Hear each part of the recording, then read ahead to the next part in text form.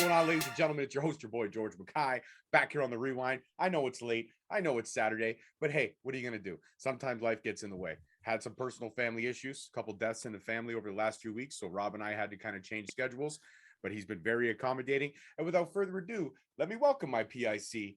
You all know him as Uncle Bobby B. Greetings and salutations, everybody, or I guess as we would say in Texas, howdy, y'all. Oh, you really are going to stick to that, eh? Every time I go to a different city. So what's going to be your greeting for Charlotte? Like Charlotte doesn't really have like a specific greeting or a specific accent. Yeah, they're pretty southern. They've got a southern draw. Like I just listened to Greg Iron's podcast he did with Randy Mulkey. Do you know the Mulkeys? Yes, I do. Okay, Not so Randy personally, Mulkey. I know of them. Yeah, you know of the Mulkeys because even Greg like didn't know the Mulkeys because it was a little bit before his time. Right. But yeah, Randy Mulkey was from like South Carolina, and he's just like this southern drawl, like through and through. So yeah, I think they still got the. I got my friend Morgan. She's from North Carolina, so she's got the southern drawl too. She can give me some assistance with that. Right. Well, yeah, Charlotte, North Carolina. So that's the person you want to speak to. North Carolina. All right, should we get into it? Yeah, let's get into it. Okay, so right off the bat, we get a major announcement. That's right. Calvin Tankman has joined the commentary team, not for the full episode, just for this major announcement, that in 2 weeks, that's right, 2 weeks from this episode, Tankman will face our favorite, the leader of the Boom-IA Fight Club, Alex Kane, and he will tangle for the openweight title. And as he's getting into the thick of things, while Kane and Mr. Thomas, they interrupt. There's a couple refs out there. They're trying to separate him. And let me tell you, Tankman, he kind of drew the first shot, if you will, of this particular stage in the beef. He landed quite the haymaker right on Tankman, right across the jaw. Just he nailed him square. And Tankman was Tankman was stepped back a little bit, said let's go. Kane was a little bit like he stumbled. He took all of that shot from Tankman, 150%. Refs separate him, and then we get into a little bit of the episode. But what's your thought process? Like we kind of called this from Battle Riot when we saw these two tangle in the ring for a little bit of Battle Riot, that this is where we wanted this to go. And now the culmination is it's literally 2 weeks away. Yeah, they've done a really good job of building this story up. There's stakes, there's been back and forth, the whole thing with the Crybaby Calvin shirt, like it's there. We're waiting for this match now. Like it's been built up, we're ready to go. Like if you're not invested in the match by now, you're not going to be. That's 100% true. You're right. If the investment for you is not there, then 2 weeks from now is not going to be an episode you're really going to want to pay attention to. But for us, we are fully invested. We've been waiting for the payoff. And now the payoff is literally just around the corner. 14 sleeps to be exact. And we're going to get what we need to get. So I can't be more excited for this match. And actually, Charlotte's building up to be quite the card. We already know of 3 title fights that were announced for this card. So it's going to be good. It's almost like it's going to be a super fight. Yeah. All right, there you go. Yeah, he played it. He played on the words. He nobody needed to throw it out. He captured. You got lightning in a bottle right there, Rob. You got it. You got all of that. All right, and then we get a recap of tonight's main event, the ladder match between 5150 and Los Parks, and we also get another recap of what I like to call the swerve heard round the world. That's right, as Alicia turned heel, and Richard Holiday, he reclaimed his spot as the top heel in MLW. He never really turned, in my opinion. He always stayed there. And come on, he was backing Hammer up for so many matches. He saved Hammer's ass. Be a heel and still be loyal. We've seen loyal. No, that's babyface behavior. I'm sorry. Well, listen. You and I have respectfully disagreed, and I will say that he played the part to perfection. But I feel that the heel side of him was always still there. I think this was just a convenient timing to maybe really gain more, that little bit extra of Hammer's trust, even though the trust was already there. I figured this whole Mexico trip was just to gain a little bit more of his trust right before the proverbial, fuck you, if you will, from the new power couple of MLW, as they are now become to call. And we also know we're going to get to share their Valentines Day a little bit later in this episode, so that'll be exciting. I can't wait to go over that with you. But the first match of the night is the Opera Cup winner. That's right, 2021 Opera Cup winner without his Opera Cup because it got stolen a few weeks ago. We still don't know who is behind it, but there are some suspects on the list for sure. And he's going at Texas's favorite son, well, one of their favorite sons, ACH. And this match, Yeah, man. this match was great. I mean, you and I are big fans of the old school. I love the chain wrestling. I love the grappling. I love the back and forth. One of my favorite spots in this match, though, was that flying cutter from the ramp over the top Holy rope shit. in the dead center of the ring. ACH's agility and his one of the commentary guys said he must have springs in his back because and He's that so ramp, athletic. that ramp design is great because it just flows right to the ring. So we're going to see a lot more spots like this. But what was cool, not only was the flying cutter dead center ring cool, but how quick he popped up, went to the top rope for that frog splash. And I thought Davey Richards' undefeated streak was over. But no, the lone wolf, he kicked out. We had a couple great back and forths, one of those great kicking combinations as well, that Inseguri that knocked Richards on his ass. ACH caught all of it right in the temple. It was picture perfect. It was poetry in motion. And, then again at the end, we had he went for all impact from the top rope, gets the close call on ACH. Then he literally pops up, turns it into an ankle lock, and then goes for another power suplex, if you will, into another ankle lock. And that was ACH's ultimate undoing. The second ankle lock with a couple stomps on the back shoulders, and ACH tapped out. But this match was just wow. And you got to give credit to MLW. I have to say it a million times. The first match of every episode always seems to be fucking epic. Every first match over this last little stretch from the tail end of last year to now February of this year have all been great. They've hooked us in with that first match. Open strong. And this, like you said, great match. These two guys both in such great shape, such good stamina. There was like very little resting. They were just going back and forth, a lot of submissions, but ACH sold it so well. Just a really, really enjoyable match to watch. Two guys who know what the fuck they're doing in there. And like it was mentioned, they've traveled together. They know each other. So there's clearly a chemistry there. ACH said that David Richards acted as a bit of a mentor to him at certain points. So this was great. If you like technical wrestling, if you just like pro wrestling, period, this was a fun match to watch. And nice to see ACH working again on TV again. I love it. Absolutely. MLW is kind of like the second chance company. And what I mean by that is we'll talk about a couple new additions that are returning to MLW a little bit later on the show. One we already knew about from last week. One was announced this week, and I really could care less, to be honest with you, but we'll get into that a little bit later on in the show. And then we get one of the commentators, Mr. Balancini. He addresses Davey Richards, and he says, he asks him after the match, where is the Opera Cup? And are you ready for Charlotte? And he's kind of pulling double duty now, considering that the interview queen is no longer available to do the ringside interviews for what happened last week. We don't want low blows to every wrestler in the roster. So they're probably, MLW is probably good to keep her away for a little bit. But Davey kind of dismissed him. Say, hey, you're doing a great job, but I got this. This is between me and the people. So you can just. No, this is family. He kind of just whooshed him away, kind of like it was. Shoot him. Yeah, like he was like, hey, are you okay? Is your steak all right? Yeah. Just go away. Bye, Felicia. And he, Davey Richards always playing up for the crowd. He shouted out Texas and how only Texas could produce someone as tough and as talented as ACH. And then went on to say that the Opera Cup is something that is earned. You can't steal it. You have to earn it. And whoever stole it, he better be wearing a cup as well, because he's going to tear him in two. And Hammer, the only hunt that's ever been happening is you and me. And this match is not just a match. No, it's destiny. It was written in the stars for Davey Richards and Alex Hammerstone to meet. So it's Superfight. You better be ready. It's destiny. It's destiny. And at this point, we also know that the contract signing will take place a little bit later in the episode. That was a great vignette. I can't wait to talk about that. I loved it. CD is the mastermind of mind games, in my honest opinion. And we also find out that the Saigo brothers, I hope I'm saying it right, Saito brothers, thank you. Saito brothers will be debuting tonight, so that's kind of good because they're a tag team, and we've been talking about how thin the tag team division in MLW is. There's only about 4 teams, so adding the Saito brothers gives another layer. But there's also another new team that was formed recently. I got a name from them. We'll get into that a little bit later in the show. But what did you think of Davey Richards' promo at the end of the match? Did it bring you in? Did it hook you? I mean, I find Davey's promo skills to be but I thought this one was, as much as he pandered to the crowd a little too much, which is his MO, I found it to be very hyping. Like it kind of hyped me up a little bit. Yeah. Davey's like, I get the vibe from his promos. It's no gimmick. He just comes out and speaks from the heart. Yeah. Like he's taking it like this is real and this is my feelings on the matter, and I just speak from the heart. There's no bullshit with Davey Richards. He's very what you see is what you get.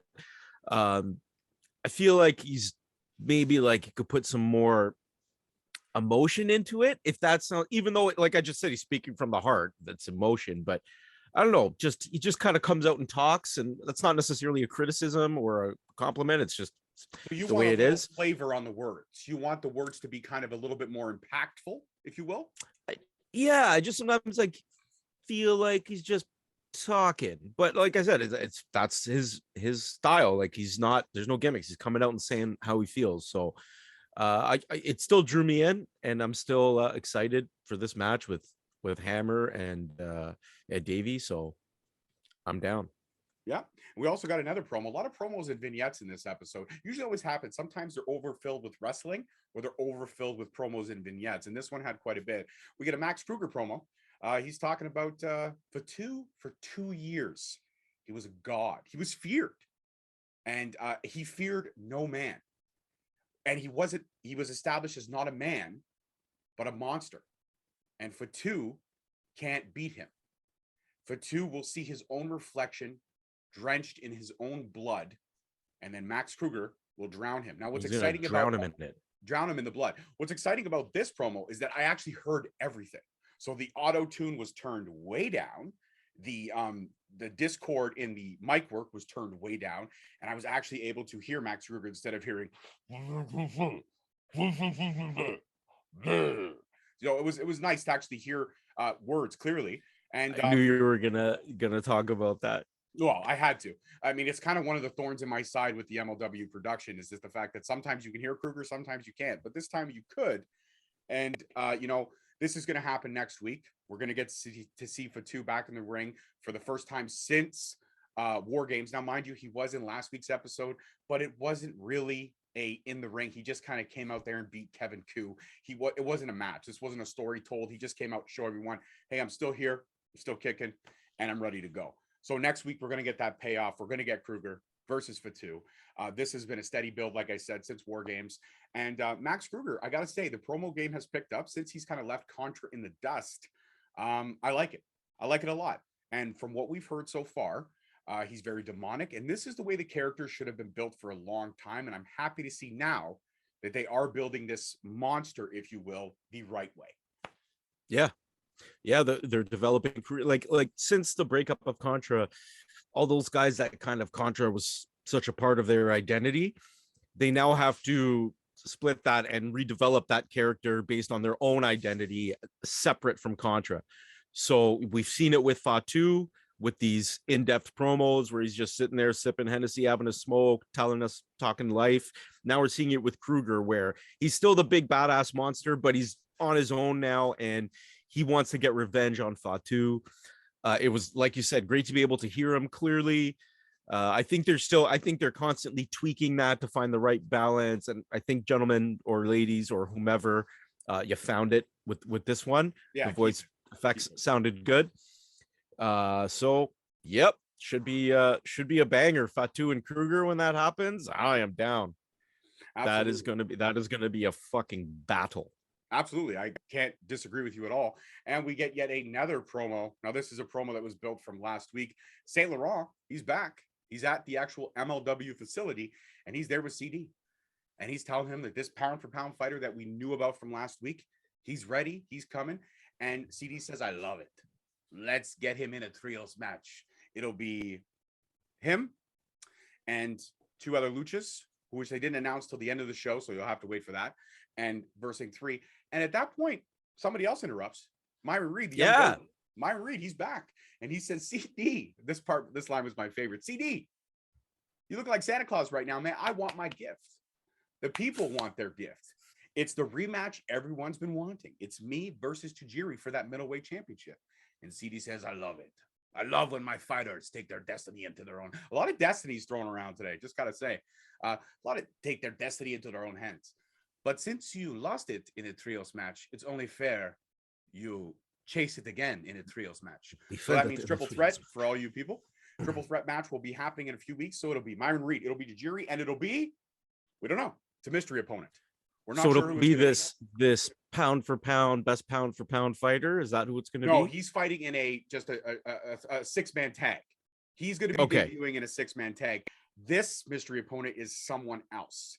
And I'm thinking it's somebody that they mentioned later on in the show who's returning. We'll get to that as well. But I'm pretty sure it's, well, now hold on. You'll not a middleweight. No, not him. There was someone else that was announced that is returning. So we'll get to that a little bit later on in the show. And speaking of someone that is making their MLW return, one of the two people that were announced, this guy was announced last week, Killer Cross. Killer Cross is returning. We know he will be at Charlotte. We don't know why he's coming or why he's there, as the announcers put it, but he is coming, and the hourglass is proverbially draining, and time is running out on MLW because Killer Cross will be back. Like again, the as I mentioned, sands in the hourglass. These are the days of our lives. I'm so happy that I figured that out last week because I couldn't remember what the fucking thing was called. So I'm very excited about that. Like I mentioned earlier on the show, the contract signing will be tonight. And then we get another vignette of another returning talent to MLW. And I actually wrote this word for word. Leo Rush, the man of the hour, he's coming back.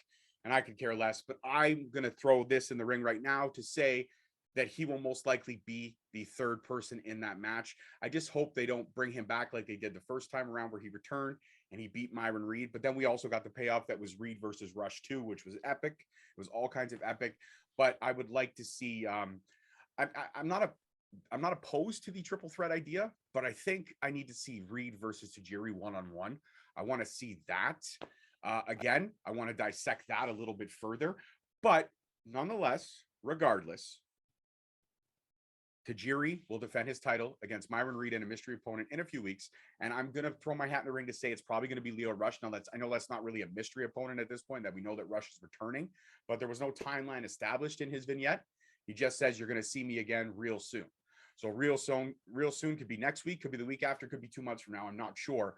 But if Leo Rush is coming back, that means the middleweight division is getting a little bit more stacked again, because Leo Rush is one hell of a performer. But seeing him coming back, it's not something I'm overly excited for because I've already kind of seen it. I'm hoping that whoever this best pound for pound fighter is somebody that's in the middleweight class. And I also hope that this mystery opponent is somebody new and fresh that we maybe haven't seen in a while or we have not seen yet in the MLW roster. That's what I'm hoping for. But I think it might be Leo Rush, or Leo Rush might have a hand in that match in some way, shape, or form. You got any ideas on who this opponent may be? Look, regardless of how you feel about Leo Rush, because I know when MLW posted on their Instagram page, there was a bunch of comments like, "Oh, he'll come back and retire again," or "Oh, how long till he leaves again?" You know what? Okay, whatever. He retired and came back. He retired and came back for whatever reason. However you feel about the guy personally, as a wrestler in the ring, Leo Rush is fucking incredible. I don't care what anybody, nobody's gonna tell me any different. That Leo Rush in the ring is an unbelievable fucking talent. Whether you like him as a person, no, I know, and I'm not saying you. Yeah, and that's okay. You don't have to be. I'm pretty fucking stoked because I think having Leo Rush back elevates the middleweight division. It elevates MLW. He's got that name recognition. Whether you love him or hate him, you're still giving him attention. And like I said, there's nobody that's going to convince me he's not a fucking tremendously talented individual. I mean, I don't listen to his music. I can't comment on that, but as a wrestler, he's incredibly fucking talented. So I'm stoked about it personally. And Myron Reed, he's been gone for a little bit. We haven't really seen Myron. I know he's been working indie shows because I just saw a video of him doing a cutter. Guy was on the apron on the outside, and Myron jumped over the top rope and gave him a cutter, landed on the outside. Unfucking believable. Myron is so good. We love Myron Reed. I can't wait to see Myron back in action. I'm thinking he's going to take that title back. But we might get Rush Reed 3, and I am completely on board for that. Absolutely. Listen, I don't mind Myron Reed chasing for the middleweight, but I'm always a big fan of the underdog, and I feel like Myron Reed has elevated himself past that middleweight championship. I would like to see him go for the openweight title. I know he'll have to put a little bit more weight on, of course. I would like to see him go for the openweight title, or dare I say, I would not mind to see him in the mix for the heavyweight championship. I know we're far off from how to build that storyline correctly.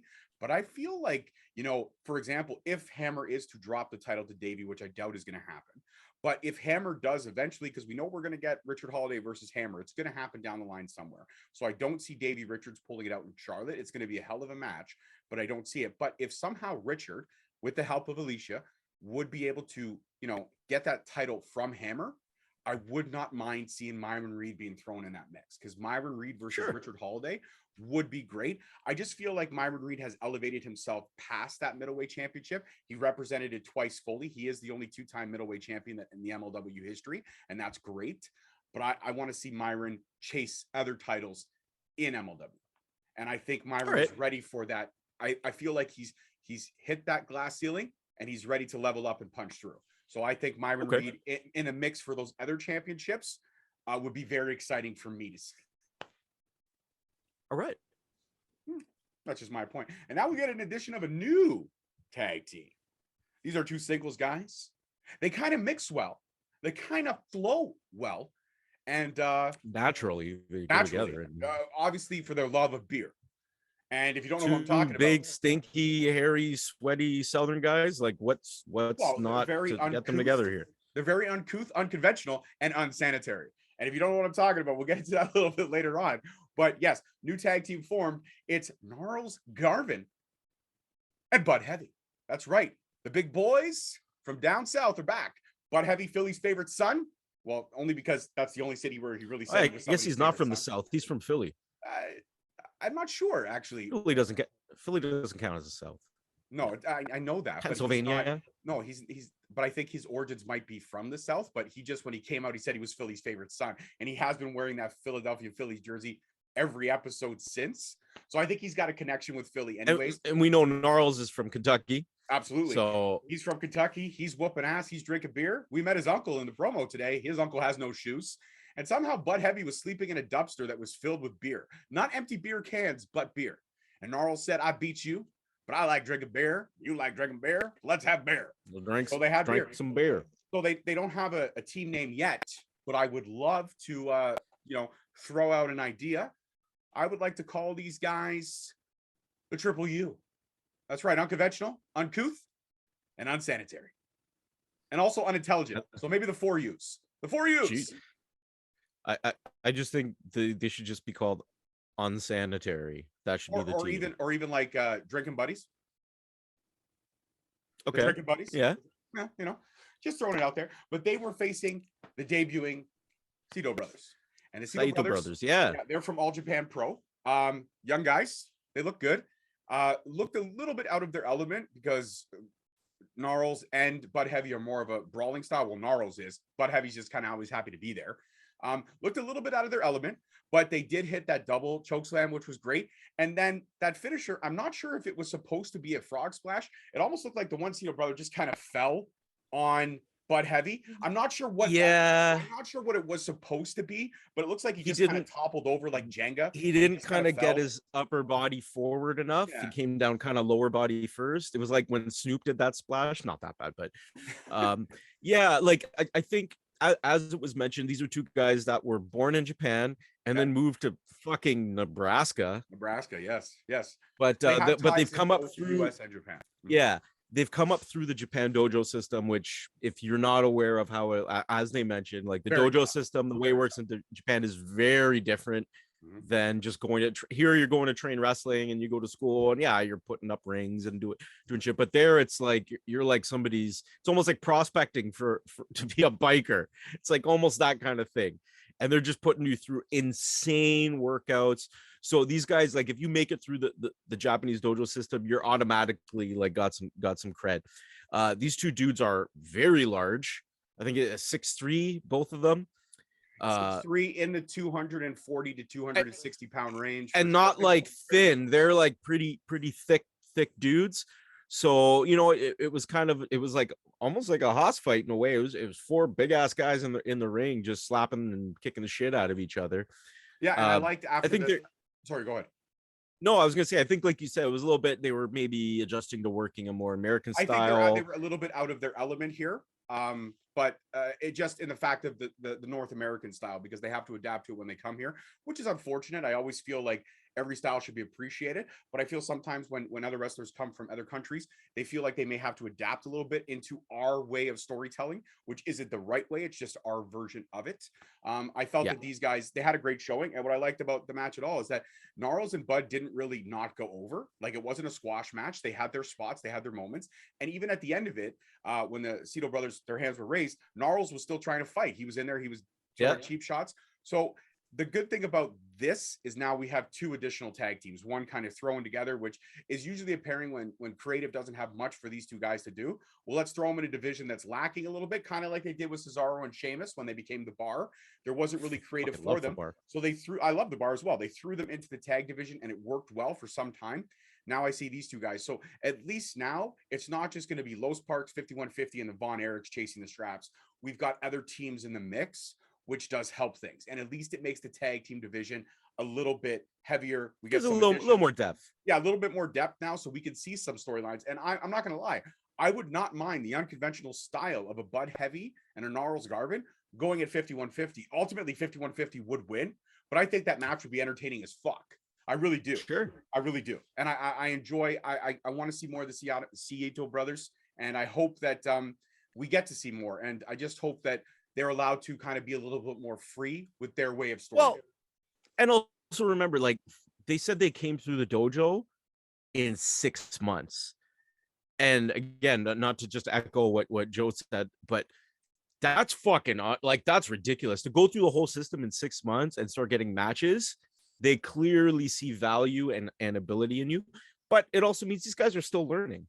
Like, they came through the training system quickly, so they're already working, but they're learning. And that's part of the reason you go on these excursions as a wrestler to other places. We see it with, like, our friend Vaughn Vertigo, who goes to the UK and picks up experience over there and comes back and he works a little bit differently because now he's learned a bit more. So that's part of the whole reason these guys do that. And I think it'll benefit the Saito brothers, keep solidifying the relationship between MLW and All Japan. That they talk about that forbidden door. MLW's been doing it, so let's get some of these All Japan guys. Let's get some Big Japan guys. Let's maybe do a death match. Let's work it however we can. Get more blood in there. Open door policy, and let's get the Saito brothers back. I like them. Absolutely, I'm looking forward to see what they can bring to the tag division. And now it's Valentine's Day, ladies and gentlemen, and we've been given a VIP pass into the Valentine's Day of MLW's new power couple. That's right.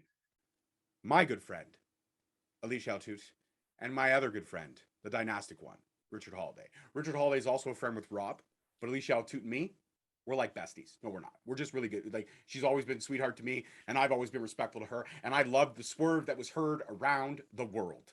That's what I'm calling it. That's what everyone's calling it. The internet was abuzz after last week of what went down with the pretty much implosion and destruction of Dynasty. And we get to see what Richard Holiday is like when Richard Holiday is in love. Let me tell you, 24 roses, champagne, the best champagne, slow jams playing in the background, and the finest Swiss chocolate.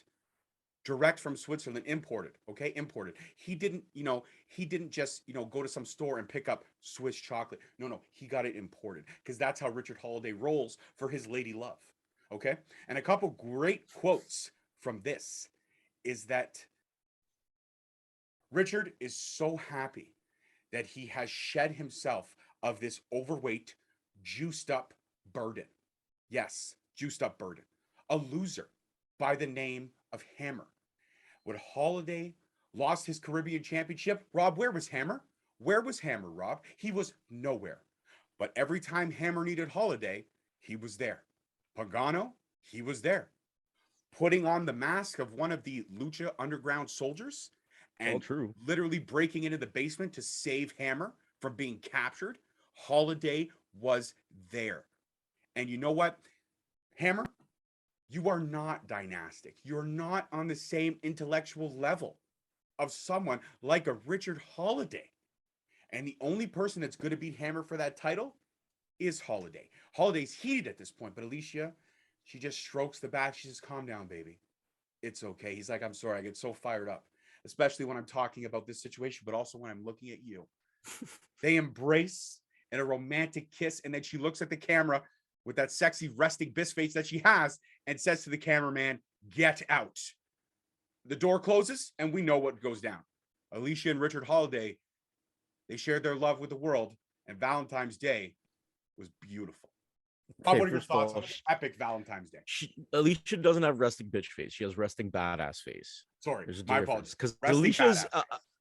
I've met Alicia several times. She's absolutely not a bitch, but she No, is a badass. I don't listen, when you say No, I know. even No, I she, know. yeah, You're but not calling her a stop bitch. trying to twist things, okay? Don't pull a Lewis here. You're, Don't try to I twist never things. said you called her a bitch.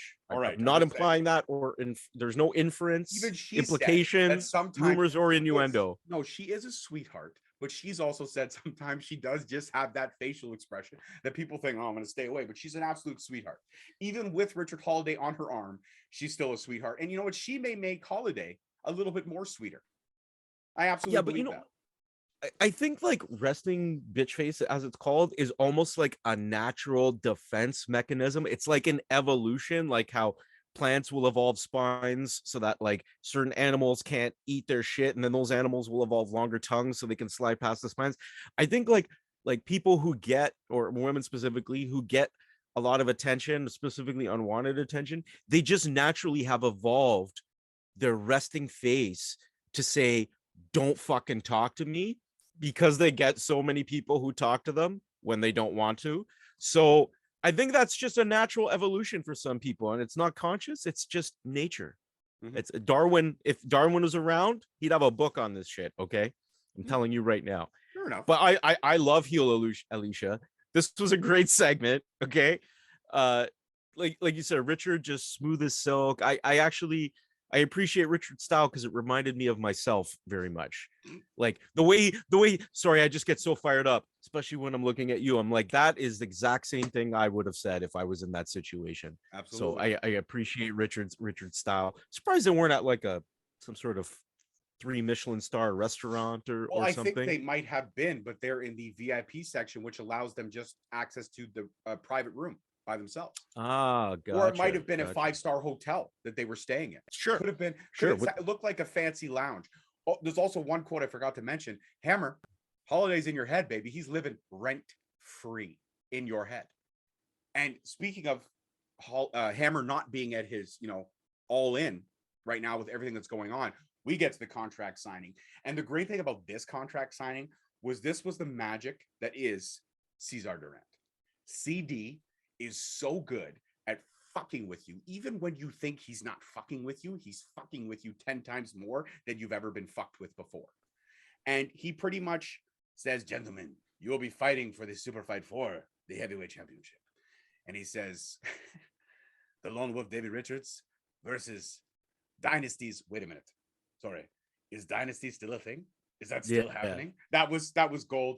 And Holiday says, Hammer says, don't you worry about Holiday. He'll get his. But what's stopping me from strangling that scrawny little neck? And CD actually walks into frame, pulls aside his shirt, and says, go for it. And I'm like, damn. He's got that contract clause, right? You can't attack the matchmaker. Yeah, he can't attack him. But Davey can. Yeah, well, Davey's the peacemaker in the situation. He says to Hammer, hey, man, he's trying to get in your head. I want you at your best. And at that point, CD turns to Davey and he starts fucking with Davey. He says to Davey, do you even really matter right now? Because aren't you more concerned about the man that beat you like a dog and stole your opera cup? To which point Davey gets heated, and then Hammer has to be the peacemaker.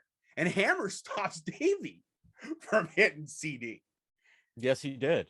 Then Davey signs the contract. Hammer signs the contract. They shake hands. Davey says, I'll see you in Charlotte. And Hammer pulls him back and says, you better be ready. And then they walk away. And who's left in the room? A very smiling, giddy, happy Cesar Durant that he just fucked with both the number one contender and the reigning defending champion in a single segment. And that is so hard to do. How he was able to flip both guys to try to get in their heads. And you know what? If anybody's renting space in every roster member's head, it's CD. Because you never know what he's going to pull out. You never know what he's going to say. And he is the man that's living rent-free in the entire roster's head, including the interview queen, Alicia too, because he got in her head earlier this year when he told her that he needed to see more from her, or else Emilio Sparks would be getting her job. So Yeah, we I didn't see gotta tell you, Emilio this week.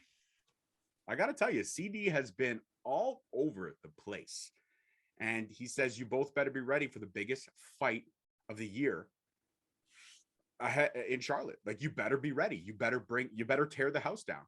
And, that's coming right from the head honcho, the head bookmaker. And Davey wants Hammer at his best. And so Hammer wants Davey at his best. Absolutely. Right. So this is going to be, these are two guys who are over with the fans, who are cheered by the fans. So it's not going to be a match full of cheap shots and scheming. And it's going to be two guys who are just going out there to wrestle, to be better than the other guy, and to win.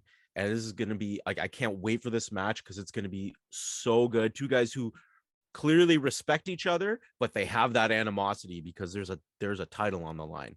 So it's going to be amazing.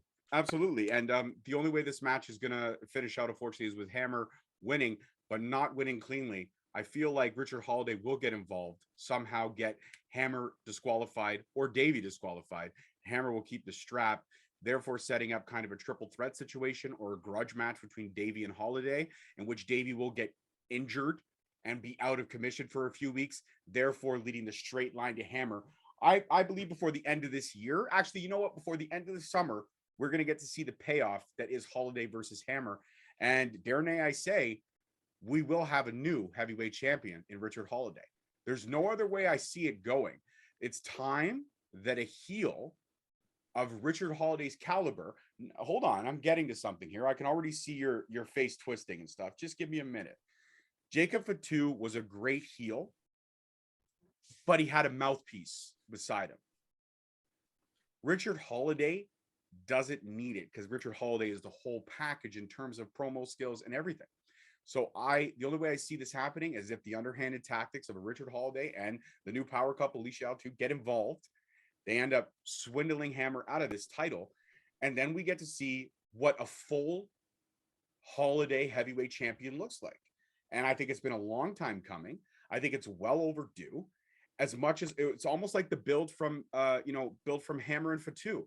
We needed it. It took over 2 years to get to it. I don't think this needs that much of a build.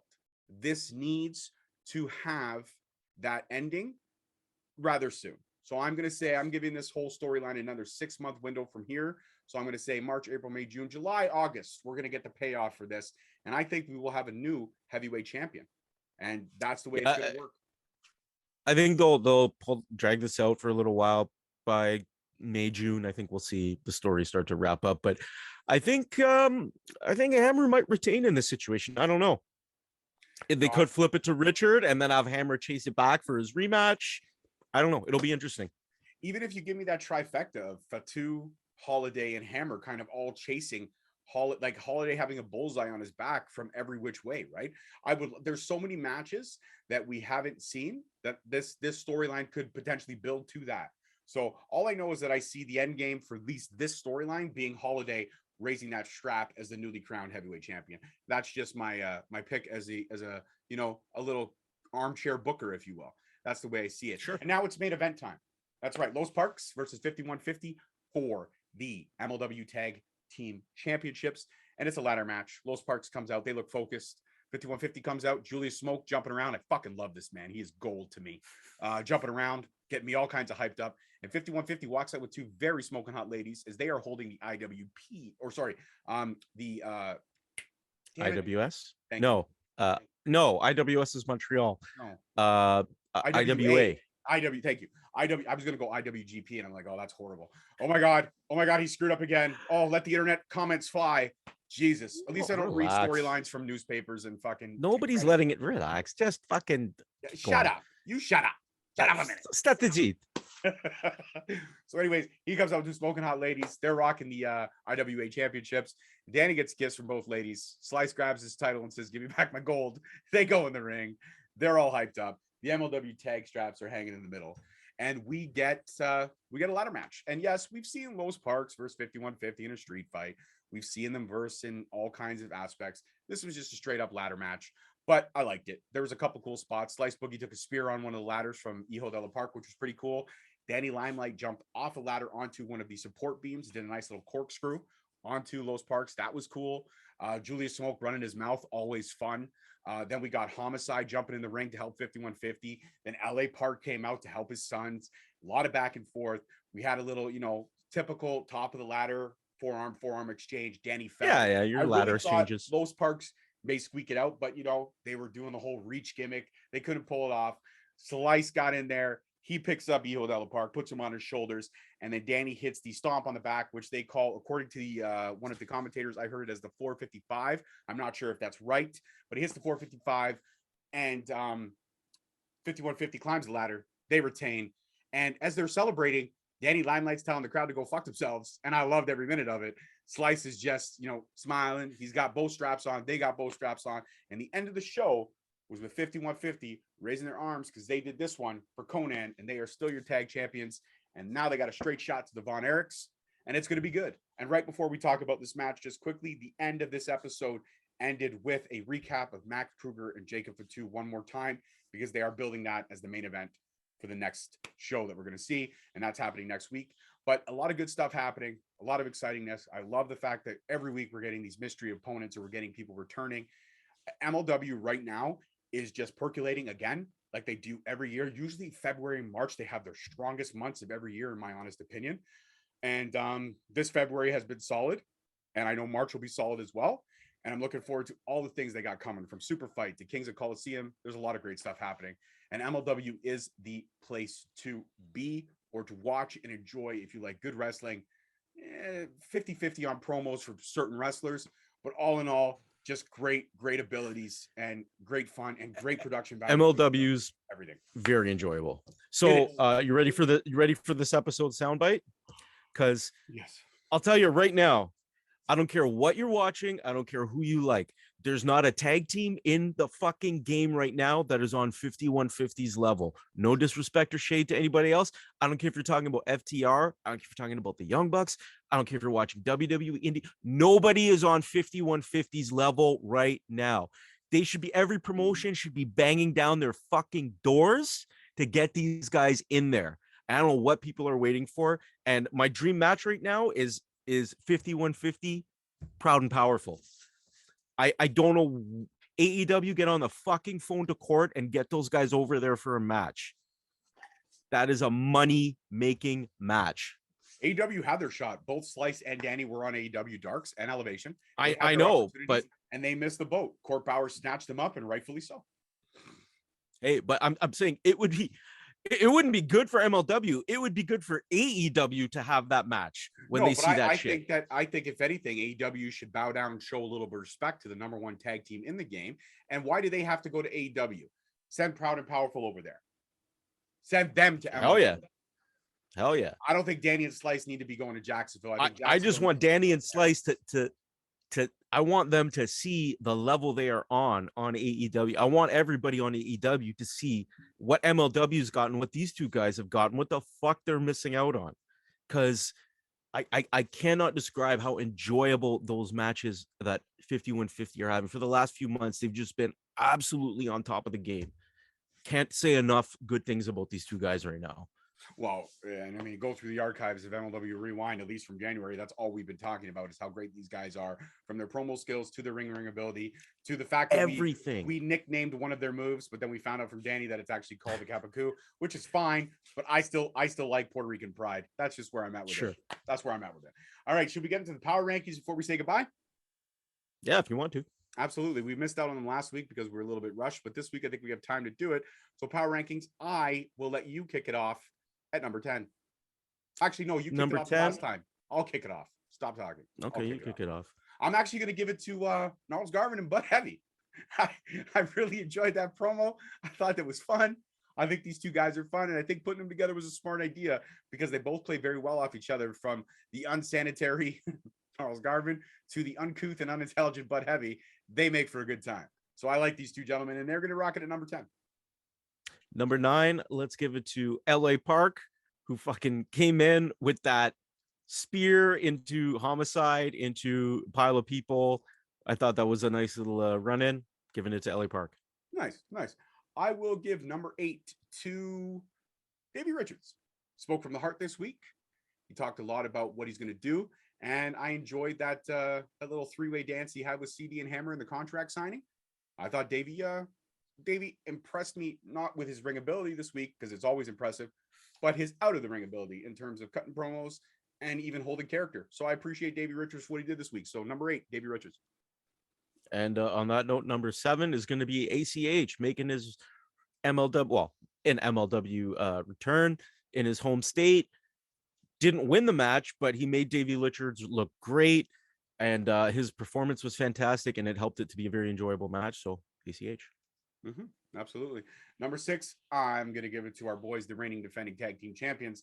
That is 5150. And that's everybody from Smoke to Danny to Slice. 5150, holding it down, doing their jobs, repping the tag team division.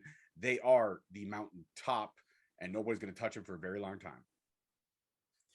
All right, number 5 we're on. Let's give it to Joe Dombrowski and Rich Bikini for their they're having to up their game now that Alicia is out of the, what's the word I'm looking for, contention, I guess, for doing backstage stuff. She's celebrating love right now. She's celebrating love. Yeah, so they had to step it up this week, and I thought actually they're Joe Dombrowski's really good, and I guess he's kind of underrated in a sense. Like, I'm surprised more people. The MLW commentary team is very strong, and I'm really picky with commentary. Like, there's a lot of people I don't like listening to on commentary, but I really like MLW's team. So kudos to them. They're getting number 5. Absolutely. Number 4, I'm going to give it to Saint Laurent. I miss this guy so much. From last week with the lamp being clearly on in a well-lit room to this week, again, mentioning how great this pound-for-pound fighter is. And I want to see the scouting ability. I want to see what he's bringing to the table. So number 4, tip of the hat, Saint Laurent. Number 3, it's going to CD Cesar Duran for his fantastic performances this week and every week. Absolutely. Number 2, I'm going to give it to Hot Fire Young Goat Myron Reed. Would you call CD Santa Claus? I got nothing but love for you. I want that gift like you want that gift. I want to see you tangle with Tajiri for that middleweight title. But again, like I said, I don't mind you elevating past it because I think you've already reached that level. But I'm going to give Hot Fire number 2, therefore leaving number 1 open to the Power Couple. I know you're going to go there, but I'm hoping it. Power Couple is number 1. Yeah. We're giving it's Rich and Alicia. So they're absolutely clearly they've got so much hype right now. Internet blew up. It was the high school makeout kiss heard around the world. The swerve heard around the world, baby. The swerve. It was just like, oh wow, that was some major tongue. That was built up passion. I think it was. That was built up for sure. That's yeah.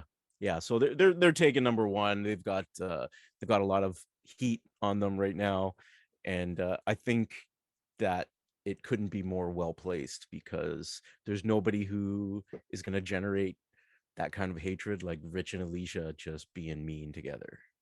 Absolutely. And some breaking news on the MLW Rewind. One member of that Power Couple will be joining us in a few weeks.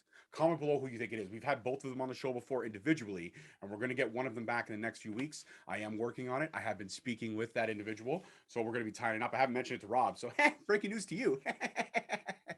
You mentioned it to me last week, dummy. I did mention it to you last week. My bad. You know what? I got a lot of stuff going on in my personal life, so right. But anyways, so Rob knows who's coming. I know who's coming. But comment below who you think is coming. But one half of the Power Couple will be joining us on a future episode of Rewind. So keep your ears and your eyes glued to that. And as always, if you're watching this on YouTube, hit that subscribe button. We're at 463. Our goal for the end of February was to hit 470. Would love to hit 470 before March. If not, no biggie, no big deal. It's all good. It's all love. But the more you subscribe, the more it gives us a chance to keep creating content and keep growing for you guys so we can bring MLW to the masses as it so rightfully deserves to be. And remember, 5,150 subscribers, we'll get 5150 in here. George is going to pay for it, so I'm not going to pay for it. You're the one that keeps making the claims. I've verbally stated on numerous recorded episodes, I will not pay. You are footing the whole bill, and that's the end of that. Now, if I'll write the check, you sign it. If you like what you see here, you can find more of our great content on Straight Talk Wrestling Facebook and Instagram, Straight Talk Wrestling, and on Twitter at _Straight Talk. And if you want to find Shlomo over here, it's Uncle Bobby B, the real Uncle Bobby B on Instagram, because apparently there's a lot of Uncle Bobby Bs. There are Twitter, some fake ass motherfuckers. He never shouts out his Twitter, but I told him to get one, and he has to try to utilize it a little bit more. He won't, but that's fine. It's the underscore real underscore uncle underscore Bobby underscore B underscore on Twitter. Like in the words of Cesar Duran, Twitter is a cesspool. It is a toxic cesspool. That's fine. I go on, I tweet what I need to tweet, I promote what I need to promote, I retweet other podcast groups that I'm in because we all treat each other's stuff together, and then I get off. I don't get involved in the politics. I don't get involved in the nonsense. Anybody that says stupid comments on there, Twitter is very negative, yes, but I use it as a promotional tool, but also so is Instagram. I've been You're in a the Instagram promotional negativity. tool. I've been in the Facebook negativity. There's a lot of negative. Social media in itself is a great tool if utilized correctly, but there's a lot of negative people out there. Obviously, for the times that we're living in, it has been very challenging, but there's always an upside. There's always a bright spot. And that's the way I look at things. I have been very, very positive person the last couple of years, thanks to a lot of great mental health work that I've been doing on myself. And I'm proud of that fact. So yeah, everyone has their good and bad days, but there's no need to just throw out nonsense that you have no valor or thing about. Everyone can have an opinion. There's a way to be diplomatic in how you express that opinion. And that's it. And at the end of the day, this is the MLW Rewind. So if you're watching us, you like MLW, you like us. So keep watching. Peace, love, and wrestling. We'll see you guys next time. Adios.